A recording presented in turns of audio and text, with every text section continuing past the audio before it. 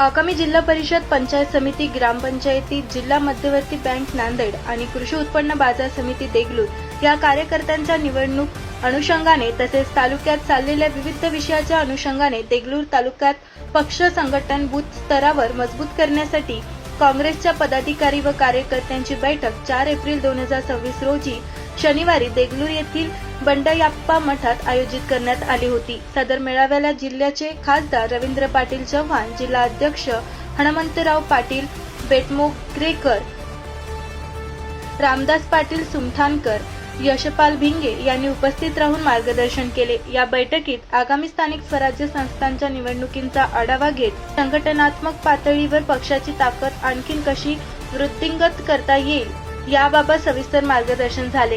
राज्यात पहिल्या निवडणुकीपासून देगलूर तालुका काँग्रेसचा बालेकिल्ला राहिला आहे। स्वर्गीय वसंतरावजी चव्हाण यांनी देगलूर तालुक्यात काँग्रेस रुजवली, ज्यामुळे काँग्रेसच्या विचारांचे कार्यकर्ते आज तालुकाभर आहेत। काँग्रेस ही केवळ एक राजकीय संघटना नसून समाजहित आणि लोकशाही मूल्ये जपणारी विचारधारणा आहे।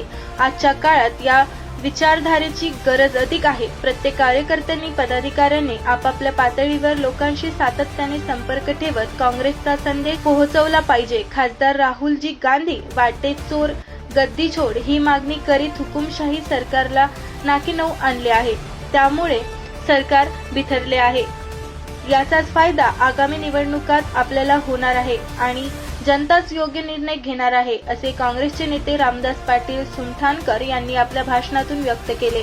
यावेळी मेळाव्याला देगलूर तालुका अध्यक्ष विष्णुकांत पाटील शेकापूरकर व शहराध्यक्ष मोगलाजी अण्णा शिरशेटवार, जिल्हा प्रवक्ते कैलास येसगे कावळगावकर, गटनेता शेख मिरायमुद्दीन, नगरसेवक बालाजी रोयलावार, अविनाश निलमवार, युवक तालुकाध्यक्ष व्यंकट पाटील, वायजी सोनकांबळे, सुभाष अल्लापूरकर, दिलीप बंदखडके, भरत पाटील, मच्छिंद्र गवाले, डॉक्टर पूजा गायकवाड, अरुण पाटील हंगरगेकर, शत्रुघ्न वाघमारे, राजा कांबळे, हज्जू शेख टोके, माधव पाटील शेळगावकर, ईश्वर देशमुख तसेच तालुक्यातील बूथ प्रमुख, सर्व शक्ती प्रमुख, सर्व शाखा प्रमुख, सरपंच, ग्रामपंचायत सदस्य, माजी जिल्हा परिषद सदस्य, नगरसेवक, माजी नगरसेवक, सर्व सेल्सचे पदाधिकारी व काँग्रेस पक्षाचे निष्ठावंत कार्यकर्ते मोठ्या संख्येने उपस्थित होते।